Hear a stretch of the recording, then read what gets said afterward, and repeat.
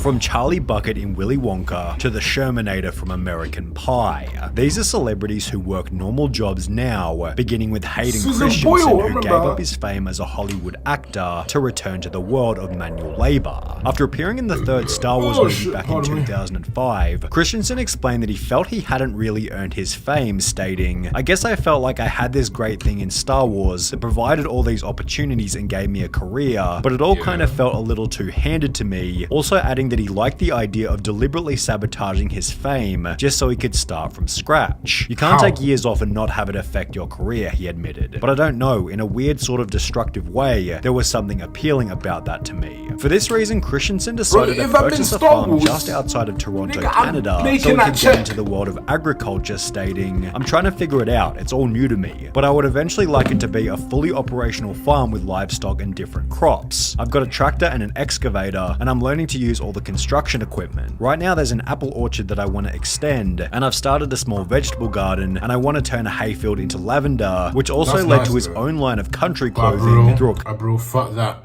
Fuck that.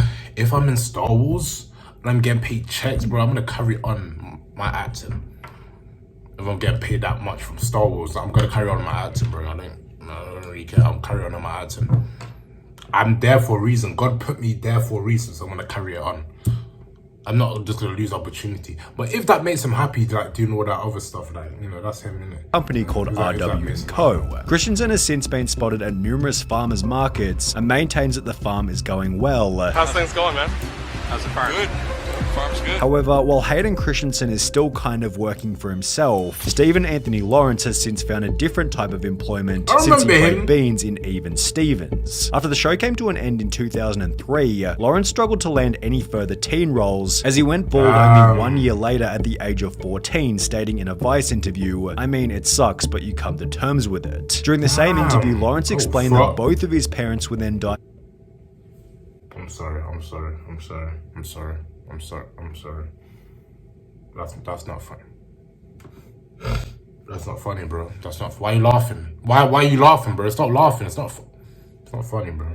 Diagnosed with cancer, making it even more difficult for him to return to acting, having stated, "You're being a caregiver, you've got to be there to change diapers, and you can't do that when you're on auditions. That's physically impossible, it just wouldn't work." After both of his parents tragically passed away, Lawrence returned to the workforce as a part-time actor alongside another interesting job, Santa's little helper at the Sun Valley Shopping Center. Fans have been flocking to the mall to get their own selfie with Beans, and he seems to be having a good time with it. If Instagram captions are to be believed, he's making dreams come true, which is certainly more than that mall Santa can say. Beans explained in the Vice interview that he took the role to honor his father, stating, "Dad was really into Christmas. He was a big Clark Griswold guy, so this was kind of my way to feel close to him during the holidays and do something cool for people." However, it was Danny Lloyd from The Shining who decided that the world of media just wasn't for him. Apart from 2 other minor appearances, The Shining became Danny's only major role on the big screen, and considering he was only 6 years old at the time, he'd returned to school like any other person. "I'm glad I was in The Shining. It just wasn't something that panned out, and I decided to go back to being a regular kid in school. I worked at the local Walmart. I also worked on a hog farm driving a tractor and working with the hogs. A Hollywood life probably wouldn't have been for me anyway." In a different interview, Danny explained that he used these farm jobs to pay his way through university, which ultimately led to the full-time job he works now, biology teaching at a high school. Lloyd learned fast that being the kid from The Shining was not a fact he needed to share with pupils looking for chinks in his authority. It was disruptive in class, so that's when I began to really play it down. Were the kids waggling their fingers hissing red rum? He laughs good-naturedly, yes, very occasionally, but enough for me to know I had to downplay it. As a teacher, you're supposed to be in control, which has got to be an outlook shared by Carrie Henn, who also ditched Hollywood to work in education. After playing the character Newt in the 1986 classic Aliens, Henn decided not to pursue full-time acting and instead continued with her schooling. For this reason, she fell out of the public spotlight for over 30 years, returning in a 2016 Comic-Con interview with Kevin James to state that she'd rather found traditional employment. I always wanted to be a teacher, so I went to school to be a teacher. Tell them what you do. I teach 4th grade. Yet it was Vanilla Ice whose career change was significantly So you gave up that job to He got massive success in 1990 with the now infamous song Ice Ice Baby. Yet his you know how much easier, it's not easier, but it's better to be an actor than a teacher, bro. You have to listen to fucking kids every day, bro. Bro, I wouldn't kill myself. Oh my day, bro. You have to listen to kids every day rather than rather than act in massive movies. You rather teach.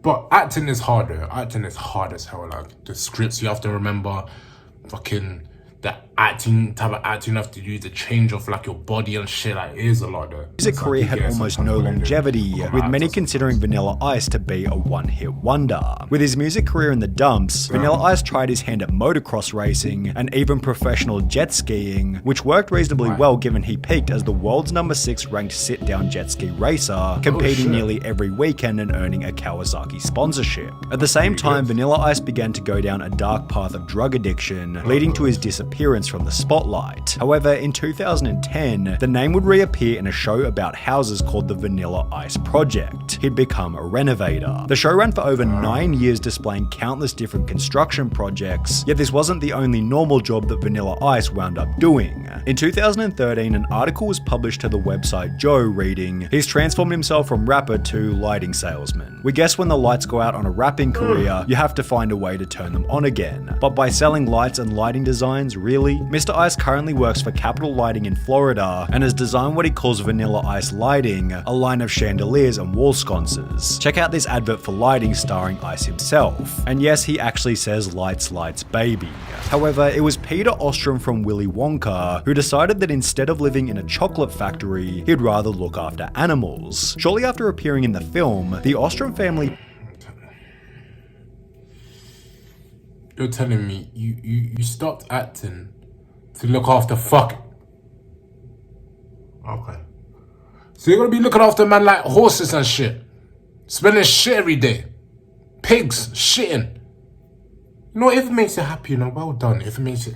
Because, bro, I would not do just a that. horse, sparking what would become a lifelong interest in farm animals. After finishing high school, Ostrom worked in an equestrian center in Pennsylvania, which was followed by his college graduation with a veterinary degree, having been inspired by the vet who looked after the family horse. I can remember the veterinarian coming out and taking care of the horses, and it made a huge impression on me. This person really enjoyed what he did for a living. My father was a lawyer and I really didn't have a clue what he did all day, but I knew exactly what the veterinarian did. Someone making a living from something he enjoyed so much really sparked my interest. Ostrom was so entrenched in the idea of becoming a vet that he never returned to Hollywood. His one and only acting role, Willy Wonka and the Chocolate Factory, having stated, "Acting was fine, but I wanted something more steady, and the key is to find something that you love doing, and that's what my profession has given me." Although he's not the only celebrity on this list to dedicate his life to the medical field, as Jennifer Stone from The Wizards of Waverly Place followed a similar pathway. Only 1 year after the show came to an end in 2012, Stone was diagnosed with type 1 diabetes, with her experience in the hospital inspiring her to join the medical field. Wanted to make sure that nobody ever had to experience that when they were going through uncertainty. I know it's a drop in the bucket, but it was something I could do. While maintaining minor acting roles on the side, Stone began to volunteer at a Burbank medical center, and by 2019 she'd become a fully qualified nurse, stating, "I just see so much more of humanity than I ever saw before nursing.